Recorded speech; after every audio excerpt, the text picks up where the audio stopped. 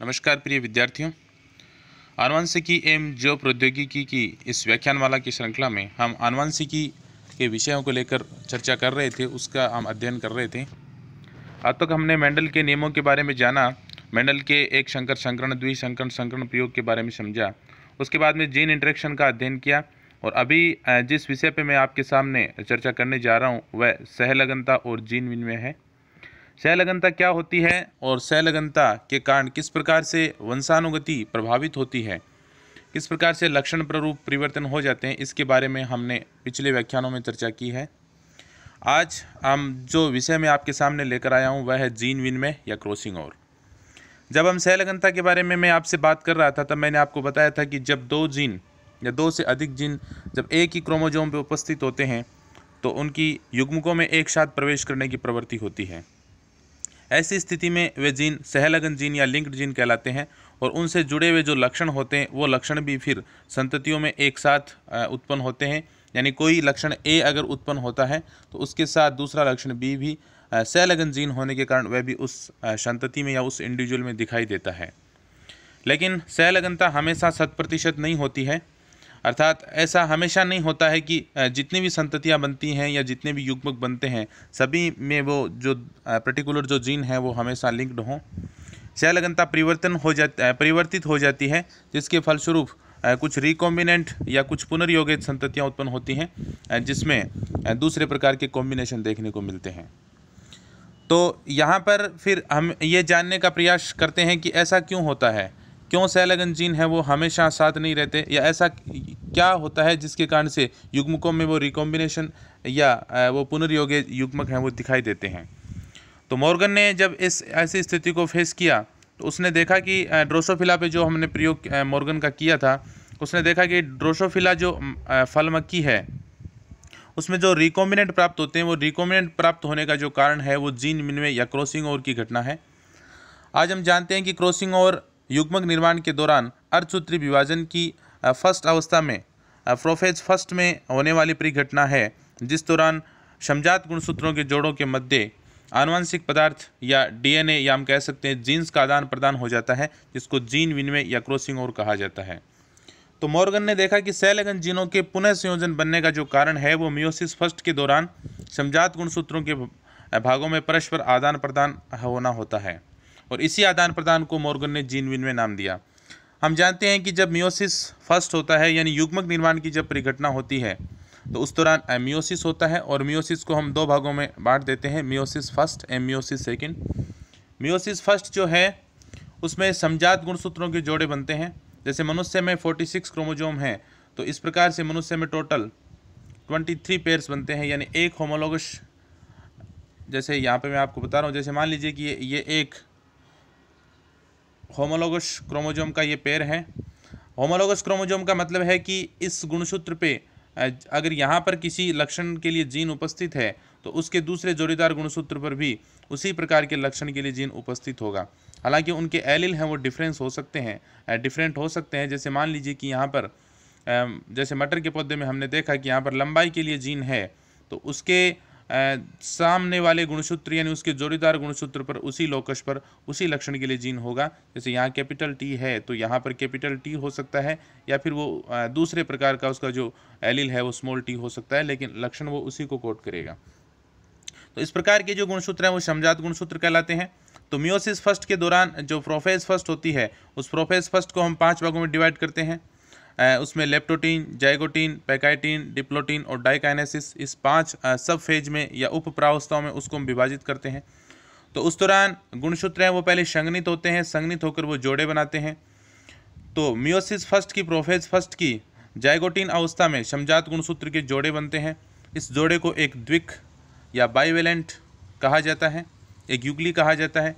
उसके बाद में प्रत्येक गुणसूत्र है वो अब 2 क्रोमेटिड्स में डिवाइड हो जाता है। तो इस प्रकार से जो द्विक है वो द्विक जो है वो एक टेट्राड में विभाजित हो जाता है या टेट्राड के रूप में दिखाई देता है।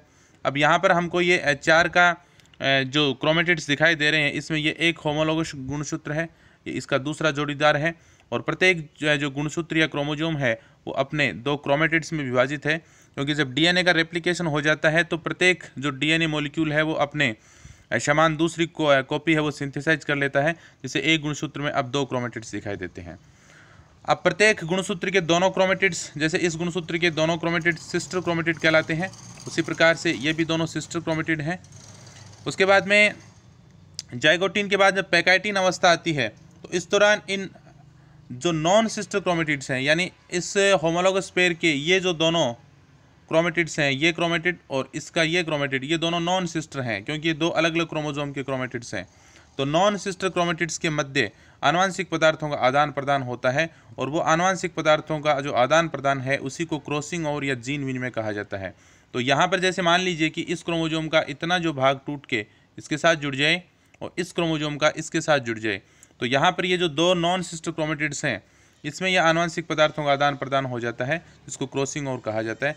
उसके बाद में जो बनने वाले युग्मक हैं, उस युग्मकों में फिर रिकॉम्बिनेट दिखाई देते हैं, पुनर्योगित दिखाई देते हैं, क्योंकि ये जो 2 जो क्रोमेटिड्स जिनके मध्य क्रॉसिंग ओवर हुआ है उसमें जीन्स का आदान प्रदान हो चुका है। तो इस क्रोमेटिड्स पे जो जीन उपस्थित था वो यहाँ पर आ जाएगा, और इसका जो जीन जो उपस्थित था वो उसके साथ चला जाएगा, जिसके कारण जो नए संयोजन बनते हैं, या जिसको हम कह सकते हैं रिकॉम्बिनेट बनते हैं। और इसी कारण से जो मॉर्गन ने देखा कि ड्रोसोफिला में जो कुछ रिकॉम्बिनेंट टाइप की जो संततियां हैं वो दिखाई देती हैं।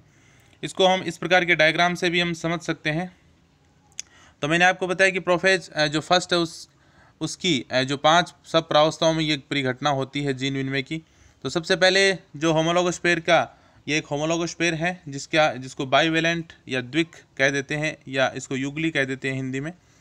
उसके बाद में प्रत्येक जो क्रोमोसोम है वो अपने 2 संगत जो क्रोमेटिड्स में दिखाई देता है। जैसे मान लीजिए कि यहाँ पर जीन ए था, तो इसका जो दूसरा क्रोमेटिड्स है उसके ऊपर भी जीन ए ही होगा, क्योंकि वो समान डीएनए अणु है। दूसरा जो मान लीजिए कि ये इसका होमोलॉगस जो पेयर है, या इसका जो जोड़ीदार गुणसूत्र है, इस पर मान लीजिए कि यहाँ पे स्मॉल ए है, तो इसके दूसरे डीएनए पे या दूसरे क्रोमेटिड पे भी स्मॉल ए होगा। उसके बाद में पैकाइटिन प्रावस्था में क्रॉसिंग ओवर की घटना होती है, जीन विनिमय की घटना होती है। तो जीन विनिमय मैंने आपको बताया कि 2 नॉन सिस्टर क्रोमेटिड्स के मध्य होता है। तो यहाँ पर ये ऊपर वाला क्रोमेटिड्स और इसका ये नीचे वाला क्रोमेटिड्स, ये जीन विनिमय में भाग नहीं ले रहे हैं। इनके जो दूसरे क्रोमेटिड्स हैं वो जीन विनिमय में भाग लेते हैं। तो ये जीन विनिमय की घटना होती है। जहाँ पर जीन विनिमय होता है वहाँ से गुणसूत्र हैं वो जुड़े होते हैं, और ऐसे जो बिंदु हैं या वह स्थान जहाँ जीन विनिमय हुआ है और जहाँ से क्रोमोसोम आपस में टच कर रहे हैं, वो स्थान काइजमा कहलाते हैं। और काइजमा ही वो स्थान होते हैं जहाँ क्रॉसिंग ओवर की घटना होती है। उसके बाद में क्रॉसिंग ओवर हो जाता है, और इस क्रोमोसोम का कुछ भाग टूट के इसके साथ जुड़ जाता है, और इसका जो भाग है वो इसके साथ जुड़ जाता है, जिससे नए प्रकार के संयोजन बन जाएंगे। तो या ये क्रॉसिंग ओवर होने के बाद में ये क्रॉस ओवर प्रोडक्ट है। तो क्रॉस ओवर प्रोडक्ट में हम देख सकते हैं कि यहाँ पर जो जीन था ऊपर वाले क्रोमेटिड पे कैपिटल ए ही है, लेकिन इसके साथ क्रॉसिंग ओवर हो जाने के कारण अब इसके दूसरे क्रोमेटिड पे स्मॉल ए आ गया है। उसी प्रकार से दूसरा वाला जो क्रोमोसोम है उसके नीचे वाले पे स्मॉल ए है, लेकिन ऊपर वाले क्रोमेटिड पे कैपिटल ए आ गया है, क्योंकि वो ऊपर वाले जो गुणसूत्र का जो जीन था वो इसके साथ जुड़ गया है। अब जब ये जो कोशिका अब आगे जाके युग्मक बनाएगी, तो प्रत्येक कोशिका हमें पता है कि 4 युग्मक बनाती है। तो इन 4 युग्मकों में गुणसूत्र जो है इस प्रकार से होंगे। एक युग्मक ऐसा होगा जिसमें कैपिटल ए वाला क्रोमोसोम होगा, दूसरे में स्मॉल ए होगा, तीसरे में स्मॉल ए होगा, कैपिटल ए होगा, और चौथे में स्मॉल ए होगा। तो ये युग्मक बनेंगे। 2 प्रकार के युग्मक यहाँ पर बनेंगे। लेकिन मान लीजिए कि इस ऊपर वाले क्रोमोसोम में मान लीजिए कि यहाँ पे कोई जीन बी था, तो इस ए के साथ बी रहेगा, और यहाँ पर स्मॉल ए के साथ कैपिटल बी आ जाएगा, यहाँ पर बी, और इसका जो दूसरा जो क्रोमोसोम है यहाँ पे मान लीजिए स्मॉल बी था, तो इस कैपिटल ए के साथ स्मॉल बी आ जाएगा, और यहाँ पर इस स्मॉल ए के साथ स्मॉल बी आ जाएगा। तो अब जो पेरेंटल टाइप के युग्मक थे वो A B, capital A capital B और स्मॉल ए स्मॉल बी थे, लेकिन रिकॉम्बिनेशन होने जाने के कारण यहाँ पर अब स्मॉल ए कैपिटल बी भी आ गया और कैपिटल ए स्मॉल बी भी आ गया, यानी ये 2 प्रकार के रिकॉम्बिनेट गेमेट्स यहाँ पर बन जाएंगे। अगर रिकॉम्बिनेशन नहीं हुआ होता तो कैपिटल ए के साथ कैपिटल बी ही आता और स्मॉल ए के साथ स्मॉल बी ही आता, क्योंकि किसी प्रकार का अगर क्रॉसिंग ओवर नहीं होता तो ये जीन्स का आदान प्रदान नहीं होता। लेकिन आदान प्रदान हो जाने के कारण यहाँ पर ये 4 प्रकार के युग्मक बने हैं, जिसमें 2 पेरेंटल टाइप हैं यानी जो पैतृक थे, और जो 2 हैं वो रिकॉम्बिनेशन या क्रॉसिंग ओवर के कारण बने हैं, जिसको रिकॉम्बिनेट गेमेट कहते हैं। तो कितनी कोशिकाओं में रिकॉम्बिनेशन होता है यानी मान लीजिए कि अगर 1000 युग्मक बनाने वाली कोशिकाएं हैं, उनमें से कितनी कोशिकाओं में रिकॉम्बिनेशन होता है, ये इस बात पर निर्भर करता है कि उन दोनों जीन्स के मध्य की दूरी कितनी है। तो जैसे जैसे जीन्स के मध्य की दूरी बढ़ती है, वैसे वैसे रिकॉम्बिनेशन या क्रॉसिंग ओवर की जो संभावना है वो बढ़ जाती है। तो जितनी ज़्यादा दूरी होगी उतने ही ज़्यादा रिकॉम्बिनेंट बनेंगे, और इसी के आधार पे फिर जो गुणसूत्र मानचित्र हैं वो तैयार किए जाते हैं, जिसकी हम आगे चर्चा करेंगे। तो क्रॉसिंग ओवर हमें पता चला कि मियोसिस फर्स्ट की प्रोफेज फर्स्ट के दौरान होने वाली घटना है, जिसमें दो समजात गुणसूत्रों के नॉन सिस्टर क्रोमेटिड्स के मध्य जीन्स का या आनुवंशिक पदार्थ का आदान प्रदान होता है। यहाँ पर फिर एक जो टॉपिक है कायिक जीन विनिमय और मियोटिक जीन विनिमय। हम जानते हैं कि जो सामान्यतः जो जीन विनिमय की घटना होती है वो युग्मक निर्माण के दौरान होती है, और युग्मक निर्माण जो कोशिकाएं भाग लेती हैं वो जनन कोशिकाएं कहलाती हैं। जनन कोशिकाओं के अतिरिक्त जो शरीर में जो कोशिकाएं पाई जाती हैं या उस प्राणी में जो कोशिकाएं पाई जाती हैं वो सोमेटिक सेल्स या कायिक कोशिकाएं कहलाती हैं। तो जनन कोशिकाओं में होने वाला जो जीन विनिमय है, जो अर्धसूत्री विभाजन के दौरान होता है, वह जीन विनिमय मियोटिक जीन विनिमय कहलाता है। लेकिन अगर कायिक कोशिकाओं में भी अगर जीन विनिमय की घटना हो तो इस प्रकार का जीन विनिमय है वो कायिक जीन विनिमय या सोमेटिक क्रॉसिंग ओवर कहलाता है। कायिक जीन विनिमय को सर्वप्रथम स्टर्न ने ड्रोसोफिला में देखा था और जॉन्स ने इसको मक्का में इसका अध्ययन किया था। कायिक जीन विनिमय जिन कोशिकाओं में होगा उन कोशिकाओं में फिर नए प्रकार के कॉम्बिनेशन बनेंगे। नए प्रकार के जो कॉम्बिनेशन के कारण फिर वहाँ पर जो लक्षण हैं वो थोड़े डिफरेंट होंगे। तो इस प्रकार की जो कोशिकाएं हैं वो बाकी कोशिकाओं से अलग प्रकार के लक्षण हैं वो प्रदर्शित करती हैं। तो एक ही प्राणी में मान लीजिए कि उसके त्वचा के कलर को जो निर्धारित करने वाली जो कोशिकाएं हैं उनमें मान लीजिए अगर जीन विनिमय हुआ है, तो इसके कारण से जिन कोशिकाओं में जीन विनिमय हुआ है वहाँ पर एक अलग प्रकार का कलर दिखाई दे सकता है, और बाकी जो जहाँ जीन विनिमय नहीं हुआ है वहाँ पर अलग प्रकार का हो सकता है। इस प्रकार से जो एक प्रकार के पैच दिखाई देते हैं, यानी अलग अलग प्रकार के क्लम्प हम कह सकते हैं कि वो बन जाते हैं। तो सोमेटिक जीन विनिमय या कायिक जीन विनिमय कायिक कोशिकाओं में होने वाले क्रॉसिंग ओवर की घटना है, जिससे नए प्रकार के संयोजन बनने से नए प्रकार के लक्षण प्ररूप हैं वो बीच बीच में दिखाई दे सकते हैं जिन कोशिकाओं में जीन विनिमय हुआ हो। जीन विनिमय कितने प्रकार से हो सकता है? तो टाइप्स ऑफ क्रॉसिंग ओवर की अगर हम बात करें तो एकल जीन विनिमय, दोहरा जीन विनिमय या बहुगुणित जीन विनिमय में इसको हम विभाजित कर सकते हैं। एकल जीन विनिमय का तात्पर्य है कि अगर एक स्थान पर काइजमा बने तो वह एकल जीन विनिमय कहलाता है। मान लीजिए कि एक होमोलोगस क्रोमोसोम का पेयर है, ये दूसरा इसका जोड़ीदार गुणसूत्र है। अगर मान लीजिए कि इन दो नॉन सिस्टर क्रोमेटिड्स के मध्य जीन विनिमय होता है और काइजमा अगर एक स्थान पे बनता है, यानी एक स्थान पे वो गुणसूत्र जुड़ते हैं, तो इस प्रकार का जीन विनिमय है वो एकल जीन विनिमय कहलाता है या सिंगल क्रॉस ओवर कहलाता है। दूसरा जीन विनिमय ऐसा हो सकता है, मान लीजिए कि दो स्थान पे काइजमा बने, दो स्थान पे अगर काइजमा बनते हैं यानी दो स्थान पे गुणसूत्र आपस में जुड़ते हैं, जैसे यहाँ पर ये जुड़ा और यहाँ पर ये जुड़ा, तो इस प्रकार का जो क्रॉस ओवर है वो डबल क्रॉस ओवर कहलाता है, दोहरा जीन विनिमय कहलाता है। अब डबल क्रॉस ओवर में सामान्यतः अगर दो ही क्रोमेटिड भाग लें तो उसको द्विलड़ीय या double strand double cross over कह सकते हैं। कई बार क्या होता है कि अगर तीन क्रोमेटिड्स भाग ले लें, जैसे मान लीजिए कि ये क्रोमेटिड्स भी अगर जीन विनिमय में भाग ले लेता है और तीन क्रोमेटिड्स अगर जीन विनिमय में भाग लेते हैं, तो इस प्रकार का क्रॉस ओवर जो है वो त्रिलड़ीय या three strand double cross over कहलाता है। कई बार मान लीजिए कि चारों अगर क्रोमेटिड्स अगर जीन विनिमय में भाग लेते हैं तो इस प्रकार का जो क्रॉस ओवर है वो four strand double cross over कहलाएगा। इस प्रकार का जो क्रॉस ओवर है वो फोर स्ट्रैंड क्रॉस ओवर कहलाता है। अगर चारों स्ट्रैंड अगर जीन विनिमय में भाग लेते हैं तो फिर वो फोर स्ट्रैंड क्रॉस ओवर कहलाता है। सामान्यतः हम डबल क्रॉस ओवर में द्विलड़ीय या जो डबल स्ट्रैंड जो क्रॉस ओवर है उसी की हम चर्चा करते हैं। मल्टीपल क्रॉसिंग ओवर अगर दो से ज़्यादा अगर काइजमा बनते हों तो वो मल्टीपल क्रॉस ओवर कहलाता है।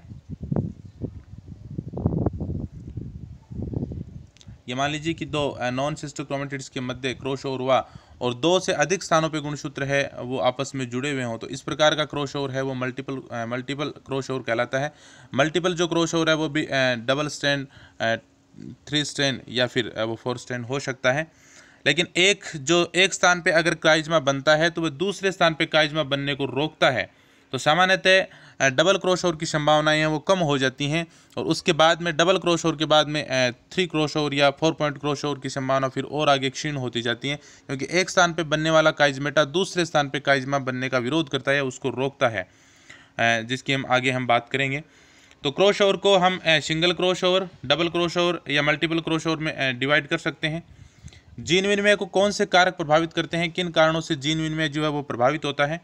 तो सबसे पहले है टेम्परेचर या तापक्रम। जैसे जैसे टेम्परेचर बढ़ता है उस कोशिकाओं में जीन विनिमय की संभावना भी बढ़ जाती है, यानी टेम्परेचर है वो जीन विनिमय को बढ़ाता है, जीन विनिमय की फ्रीक्वेंसी है उसको बढ़ाता है। आयु बढ़ने के साथ साथ भी जीन विनिमय की आवृत्ति है वो कम हो जाती है। ड्रोसोफिला में ये देखा गया कि जैसे जैसे जिन फलमक्खियों की जो एज है वो ज़्यादा होती है, उन फलमक्खियों में रिकॉम्बिनेट गैमेट्स या रिकॉम्बिनेट संततियाँ उत्पन्न करने की जो फ्रीक्वेंसी है वो कम होती जाती है। तो आयु है वो जीन विनिमय की बारंबारता को प्रभावित करती है, उसके कारण से बारंबारता कम हो जाती है। गुणसूत्र में कुछ स्थान ऐसे होते हैं जहाँ पर जो जीन विनिमय है वो कम होता है, जैसे सेंट्रोमियर, गुणसूत्र का जो सेंट्रोमियर होता है वहाँ उसके आसपास जीन विनिमय की संभावना कम होती है, और गुणसूत्र के जो शीर्ष भाग हैं यानी जो एंड है ये सेंट्रोमियर है, सेंट्रोमियर के पास वाले क्षेत्रों में जीन विनिमय की संभावना कम रहती है, और जो एंड हैं गुणसूत्र के यानी जो शीर्ष भाग हैं वहाँ पर भी जीन विनिमय की संभावना है वो कम होती है। व्यतिकरण मैं आपको पहले बता चुका हूँ, इंटरफेरेंस जिसको कह देते हैं। व्यतिकरण है वो जीन विनिमय को प्रभावित करता है। व्यतिकरण से तात्पर्य है कि अगर एक स्थान पे किसी बिंदु पे गुणसूत्रों में जीन विनिमय की घटना हुई है तो वह जो स्थान है वो अपने नज़दीकी स्थान पे जीन विनिमय को प्रभावित करता है, उसकी वहाँ पर क्रॉसिंग और होने की घटना वो उसकी संभावना कम हो जाती है। तो व्यतिकरण यानी एक प्रकार का इंटरफेरेंस है जो जीन विनिमय को प्रभावित करता है। उत्परिवर्तित जो जीन हैं उनमें बारंबारता है वो कम हो जाती है, यानी अगर किसी जीन में उत्परिवर्तन हुआ है तो उत्परिवर्तित जो एलिल्स हैं उनकी जीन विनिमय की फ्रीक्वेंसी है वो जो वाइल्ड टाइप हैं उसकी अपेक्षा कम होती है। एक्स किरणों से अगर उपचारित किया जाए तो एक्स किरणें जो हैं वो कोशिकाओं में या गुणसूत्रों में जीन विनिमय की फ्रीक्वेंसी को बढ़ा देते हैं। तो इस प्रकार से जीन विनिमय को कुछ कारक हैं वो प्रभावित करते हैं। इसके बाद में जीन विनिमय का क्या महत्व है, क्रॉसिंग ओवर से इसका इम्पोर्टेंस क्या है? हम जानते हैं कि आज पृथ्वी पर जितनी भी जीव जातियाँ पाई जाती हैं और जितनी भी विशाल विविधता है वो उद्विकास के कारण संभव हुई है। उद्विकास के कारण ही नए लक्षण हैं वो प्रकट होते हैं, और नए लक्षणों के धीरे धीरे संचित होते जाने से एक जाति से नई जाति की उत्पत्ति हो जाती है या एक जाति दूसरी जाति में बदल जाती है। लेकिन इन विभिन्नताओं का उत्पन्न होने का कारण क्या है, ये विभिन्नताएँ कहाँ किस कारण से उत्पन्न होती हैं? तो विभिन्नताओं के उत्पन्न होने के वैसे कई कारण हैं जिसको हम उद्विकास के अंतर्गत पढ़ते हैं, लेकिन इसमें एक जो महत्वपूर्ण कारक है वो जीन विनिमय या क्रॉसिंग ओवर की घटना है। हम जानते हैं कि क्रॉसिंग ओवर ही एक वह परिघटना है जिसके कारण से नए प्रकार के संयोजन बनते हैं। मान लीजिए कि अगर जीन विनिमय नहीं होता तो सहलग्न जीन हमेशा सहलग्न ही रहते, यानी कैपिटल ए के साथ कैपिटल बी ही रहता, कैपिटल ए के साथ स्मॉल बी नहीं आता। लेकिन जीन विनिमय के कारण जितने भी जो गुणसूत्रों के जो जोड़े हैं और जिन जिन स्थानों पे जीन विनिमय होता है इसके कारण से नए प्रकार के संयोजन या नए प्रकार के कॉम्बिनेशन बढ़ने की संभावनाएं हैं वो बढ़ जाती हैं, और प्रत्येक जो जीन है वो किसी एक लक्षण प्ररूप को प्रदर्शित करता है। तो उस कारण से जब नए प्रकार के जीन्स के कॉम्बिनेशन बनते हैं तो नए प्रकार के लक्षण के कॉम्बिनेशन भी हैं वो भी बनते हैं, जिसके कारण से जो आने वाली जो संततियां हैं या जो नई संततियां हैं उसमें नए प्रकार के संयोजन प्राप्त होते हैं। और इसी कारण से जो संतान होती हैं उसमें कुछ लक्षण माता के, कुछ पिता के, या फिर उसके दादा दादी या नाना नानी के जो लक्षण हैं वो दिखाई देते हैं। तो इस प्रकार से नए कॉम्बिनेशन बनने के कारण विभिन्नताएं उत्पन्न होती हैं, और विभिन्नताएं हैं वो ही जैव विकास का एक आधार हैं, वो उसके लिए कच्चे माल के रूप में काम करती हैं, जिससे भविष्य में नई प्रकार की जो जातियाँ हैं उनकी उत्पन्न होने की या बनने की संभावनाएँ हैं वो बढ़ जाती हैं। तो जीन विनिमय का सबसे जो महत्वपूर्ण जो योगदान है वो उद्विकास के दौरान है। जैव विकास में ये कच्चे माल के रूप में कार्य करता है। इसके अलावा जीन विनिमय के कारण हम एक गुणसूत्र पे जो जीन्स हैं उसका ऑर्डर निर्धारित कर सकते हैं। इससे हम पता चल जाता है कि जो जीन्स हैं उसका ऑर्डर क्या है, उसका क्रम क्या है, और उन दोनों के बीच की एक आपेक्षिक या एक सापेक्षिक रिलेटिव डिस्टेंस कितनी हो सकती है, उसका अनुमान भी हम गुणसूत्र मानचित्र जब बनाते हैं तब कर लेते हैं, जिसकी हम आगे बात करेंगे। तो गुणसूत्र मानचित्र बनाने में भी जीन विनिमय है वो बहुत उपयोगी है। आगे बात करता हूँ पुनः संयोजन की सीमा, लिमिट ऑफ रिकॉम्बिनेशन। किस हद तक रिकॉम्बिनेट गैमेट्स बन सकते हैं या किस सीमा तक जो पुनर्योगित संततियाँ उत्पन्न हो सकती हैं।